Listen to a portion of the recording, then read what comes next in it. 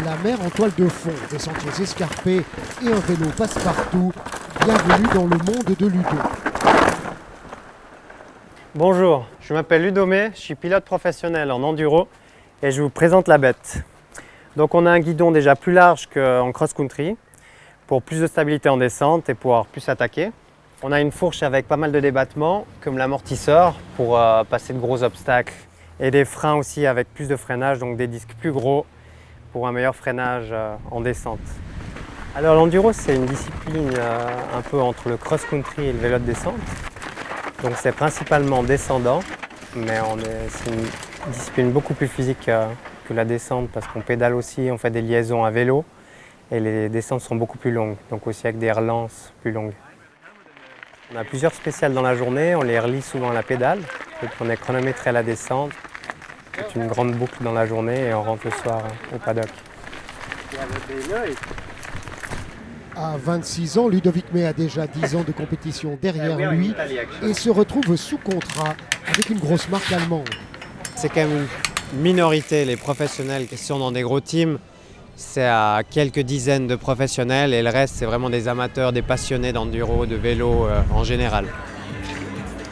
Plus de 500 amateurs ont pris le départ de l'étape italienne d'un circuit mondial qui en compte 8 en tout. Organisé pour la première fois il y a 3 ans, les Enduro World Series font un carton.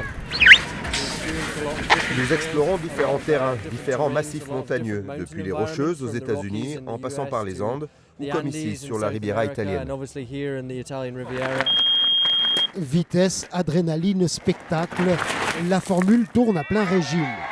Les professionnels engagés dans l'aventure lui servent de caution. Ils assurent la promotion d'un matériel qui a atteint des sommets de fiabilité et de polyvalence. Salut Flo, tu récupères? Cool. L'enduro pour moi, c'est quelque chose qui vraiment parle à tout le monde. Il n'y a pas besoin d'être très entraîné, pas besoin d'être professionnel pour se faire plaisir, donc ça parle vraiment à tout le monde. Les vélos qu'on utilise aujourd'hui, c'est les vélos que les gens utilisent et avec lesquels ils roulent. Donc c'est un vélo qui est capable de monter, mais aussi où on peut se faire plaisir en descente. Donc aujourd'hui, l'enduro, c'est la discipline qui est en train de tirer le marché du vélo vers l'avant. De retour de blessure cette année, Ludo en bave un peu mais garde le moral. Question de caractère. Ça va, une première spéciale très physique, une des plus physiques qu'on a jamais eues je pense. Beaucoup de plats et de montées, quasi que ça. Donc c'est vrai qu'il y a différents efforts que d'habitude quand même, donc pas le top du top pour moi mais bon. Rectification du tir par la suite, 37e rang final et petit message adressé aux non-initiés. Donc on fait beaucoup de vélo et on n'est pas si fou.